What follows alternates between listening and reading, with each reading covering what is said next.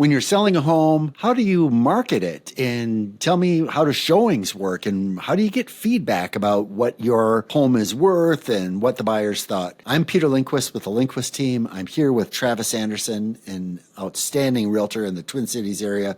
We're going to talk about all that and more in today's video. And hey, if you like today's video, please give it a thumbs up. That's free, so I really appreciate it. And consider subscribing to the channel. And certainly, if you've got any questions or comments, please leave them in the comments below. And with that, let's go ahead and get started. Hey, Travis, why don't you just give us a little overview of what we're going to talk about today? Yeah, today's video, we're going to touch on marketing and maybe what you might expect your agent to do in the form of marketing. We're going to talk about showings, and we're going to talk about feedback in today's video. Okay, great. So marketing is just a big, broad thing, and I know you're an expert at it. Tell me, where do we go with that? What are some of the first things that we need to think about when we're thinking about marketing our home for sale? Yeah, absolutely. Well, most sellers will expect their realtors to do a couple of pretty basic things, Peter. They're going to obviously put a sign in the yard. They're going to go ahead and put the home in the multiple listing service. And then we always like to say that they're going to pray that the home sells. Most realtors, of course, will schedule an open house within the first couple of weeks as well. So that's going to sort of be your standard plan that you might expect all agents to do.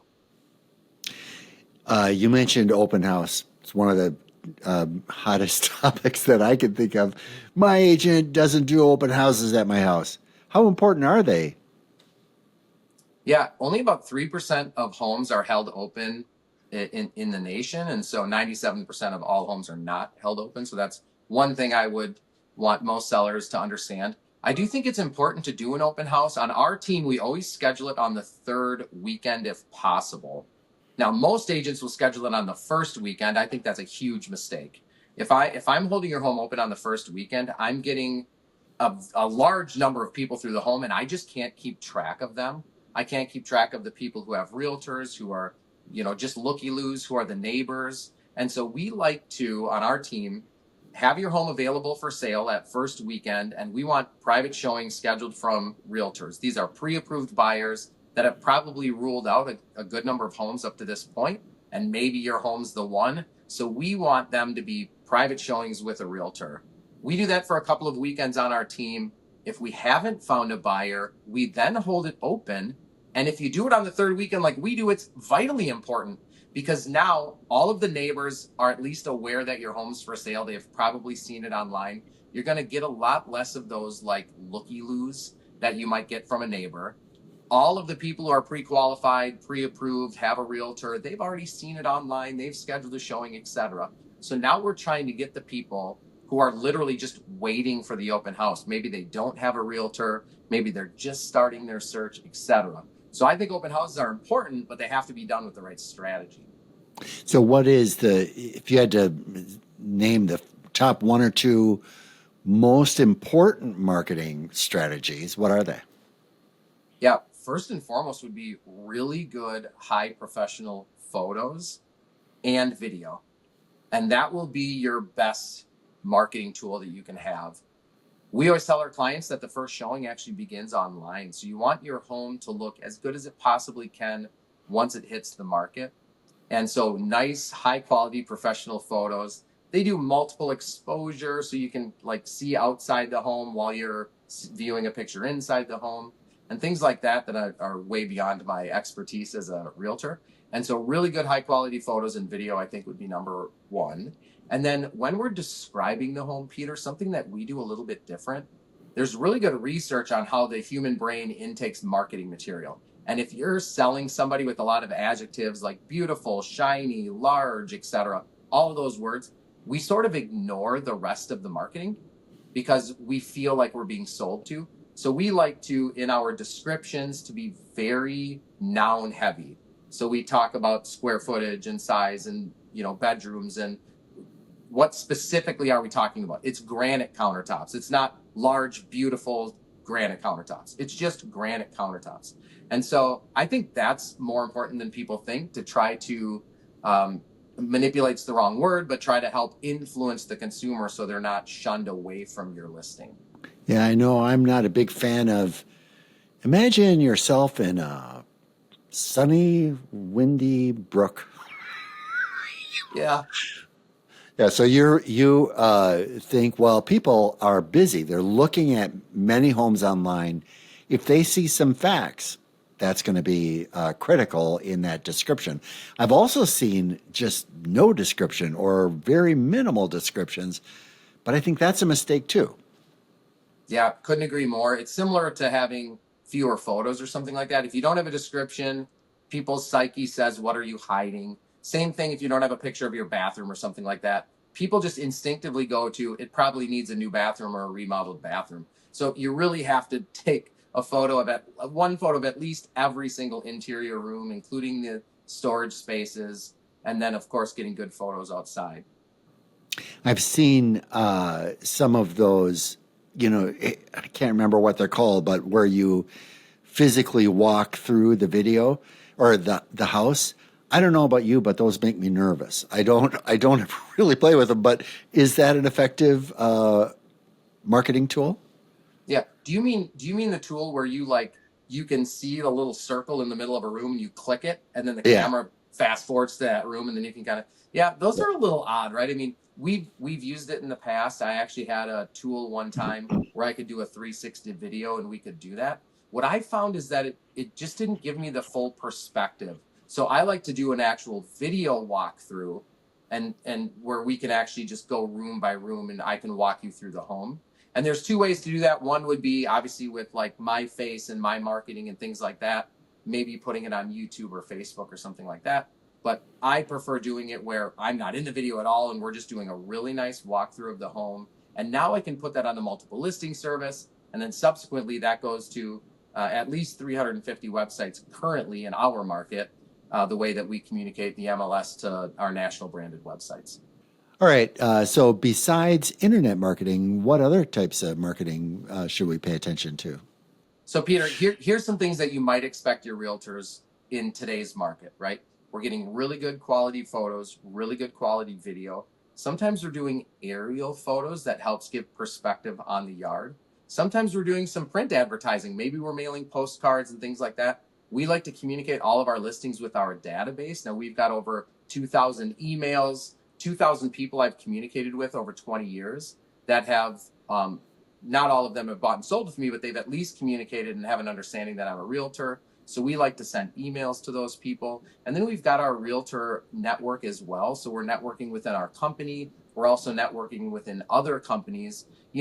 Peter, only about 5% of realtors sell 80% of all of the transactions. So we've got a system in place where we communicate with the top agents in our market as well. So those are some of the things that are probably the most common. And then, of course, on a case by case basis, we actually build out a personal marketing plan for all of our clients. I'm going to say this. I don't know if I'm accurate or not, but my belief, I used to be a realtor, by the way, but Yeah. my belief about the biggest marketing or the best marketing for my home is the realtor network. It's what you folks do day in and day out. And you remember that, this other agent was looking at a different home and it wasn't quite right. And now you contact them and say, hey, I've got a great new listing. But one way or another, that kind of connections with everybody in the network, I think, is really a huge value to the realtor network. Yeah, I couldn't agree more. I think, the internet and how far the internet has come with real estate, it's so different today than it was when I first started. I mean, I actually did have an MLS book the first year that I started in real estate, and we had just transitioned to an online MLS in that year. And so I've been a part of the internet version of real estate most of my career with the exception of maybe a couple of months. And so that's changed. But today it's really interesting, Peter, because once I list a home for sale, if you have a realtor and they have a search set up for you in our system, you're going to get an automatic email with that information. So again, that's why we really want really good photos, really good Mm. video, really good description, because the buyers who are most interested in buying homes are actively working with an agent and they're getting that information immediately. Okay, so now we have the home marketed, and all of a sudden we've got showings. Tell me, how does that work? Yeah, showings are the worst part about selling a home, right? We've got children and dogs and cats and birds and whatever else, and we're trying to get the home clean and keep it clean. And so, what you can expect in the first couple of weeks is you should have probably more than one showing a day, at least for the first week, and then it maybe trickles down a little bit after that. So, you're going to want to be fully prepared, home clean, eating out for dinner, and things like that for at least a couple of days, especially the first weekend, and then it may trickle down to maybe one or two showings, and then eventually maybe a couple showings a week. And so I always like to advise my clients to have their laundry just, in their basket and not overflowing, and just be ready to put in the washer and dryer. So that's completely out of the way. Have the dishes in the dishwasher, completely ready to go. And then all of your like toiletries and things like that, put inside of like a little carry bag or something like that, or a little bin, so that when you're done doing your toiletries in the morning, you just put that right in the cabinet. And so it's show ready when you go to work or drop the kids off at daycare or what have you. But showing real estate is absolutely the worst part.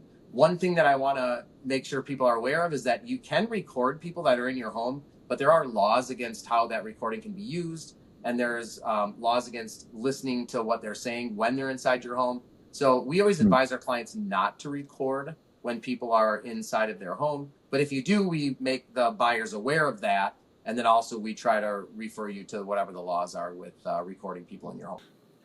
Yeah, I know as a seller, there have been times when my agent will call me and say, "Hey, I've got this buyer. They're out in your neighborhood and they just saw your sign and now they want to come see your house." And of course, I'm offended because why wouldn't they give me time? And now the question is, do you want the opportunity to show your house or not? Right?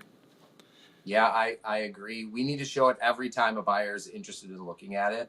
And so in those rare instances that we absolutely can't show a home because of an illness or something like that, totally understand. In all other instances, it's like, look, I know it's a pain in the butt. This is the worst part, but let's get past this part. Let's find that buyer. We're going to see in any market I've ever been in, you're going to see somewhere between 8 and 12 showings for every one offer that we bring in. And so in a hot market, you might have 30 showings or 40 showings, but that's going to generate 3 or 4 offers, sometimes more. We want as many offers as we possibly can to maximize the value and the terms of the purchase agreement. But also, if we're not getting yet to that 8 or 10, like that next showing could be like the buyer that's going to buy your house. So clean it up really quickly, grab your food to go, grab your little ones and hop in the car, or go for a walk or something like that. If you give someone 10 minutes or 15 minutes to get your home prepared, everybody understands that. But it does happen, and I encourage my clients to approve every showing we can. I've got strangers walking through my home. What should I do to prepare for it? I mean, do they look in my drawers? I mean, what happens? Yeah, sometimes they do. I mean, as a realtor, I'm usually with my clients when they're walking through a home on the buy side, and we're telling them, stay away from the jewelry drawers and things like that. But they will open the refrigerator and the cupboards in your kitchen every time, especially if they like the home.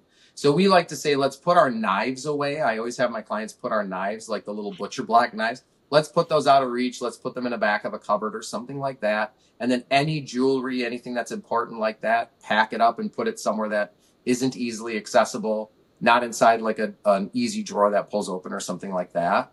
And then obviously anything like a firearm should be locked up and things like that. Buyers go through my home. How do I have any idea, what did they think about the house? Can we talk a little bit about how that works? Yeah, we call that feedback, of course. And this is my least favorite part about selling a home. Anytime I've sold a home, I'm on pins and needles, Peter. Like, what did they think? What did they think? And I lose sight of even my own knowledge here, because the reality is it doesn't matter what they say about your home. It matters what they're doing. So if and when a client is interested, their realtor is going to be calling me, your realtor. I'll get a text or a call, and it's almost immediate. It's while they're in the home. or while the realtor is heading to their next showing. And they're going to give me the feedback over the phone in the form of, what is your client looking for a closing date? What other terms are important to them in the purchase agreement, things like that. So when someone's interested, they're going to be calling me, and then of course I'll subsequently call my clients. The feedback that they provide is actually irrelevant to me. Feedback for me is in the form of activity. Number one, we need to get showings. If we're not getting showings, that is feedback. That's negative feedback. Something's wrong with the listing. It's usually the price, especially with our experience now. We have really good photos and video and all the stuff we've already talked about. So our plan generates activity. So there's something wrong with it if we're not getting showings. If we are getting showings and we get to that 8 to 12 number and we don't have any offers, that's also negative feedback. Again, it's usually the price. Buyers are going to pay relative to what they could pay for another property. So if they're not feeling it, right? They're not feeling the value when you're in your home, it means it's overpriced. And so those two things are our biggest forms of feedback. I'll actually share a story with you real quick, Peter. I had a listing, I forget the city, it was like Chaska or Chanhassen, one of those two. Really nice single level townhome with a finished basement. And my client, when they built the home, instead of having that third bedroom in the basement, they just left it completely wide open. Okay. Really neat. They had a big pool table, ping pong table. It was like this awesome entertainment space. I had a realtor from my office provide written feedback. So my client saw the feedback, and it said, if there were a third bedroom in the basement, my client would buy the home. So my client and I had a conversation, and they were like, we'll hire a contractor to put the wall back up. Here's the original design. They'll put the wall up, they'll put the closet in, etc. Tell them to write an offer contingent on that happening. I called the realtor again. This person's in my office, and she was like, oh yeah, no, Travis, that's just something I said. They don't like the house. Yeah, isn't that true? Yeah. That's literally a true story. It's a horrible, when they feedback, Peter, I don't even know what to say. I have a story too. I've had some pretty funny feedback, and on one house, they said, your house kind of reminded me of something I'd see in Miami Vice. So I was like, well, you're just really not being helpful to me, but you didn't like the house. I like that feedback. I don't like it. That's okay. Thanks. But, yeah, we actually asked kind of a in our slam feedback there. form, only about 50% of realtors will fill out a feedback form. Again, that's why I'm looking for the activity, showings, and offers. About 50% will actually fill out a feedback form. Most realtors will have these like 5 standard questions that show up in every program that we use. I edit them. I just ask 2 questions. Is your client writing an offer, yes or no? And then my second question is why or why not? Now, we get 50% of the time people are filling out the feedback. So about half the time we're getting, no, we're not writing an offer, and here's why. And that's a really nice thing for my clients. But again, at the end of the day, it's all relative to what the value of real estate is in your neighborhood.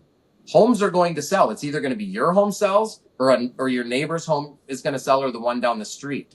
And the buyer that's looking at your home is looking at those homes as well.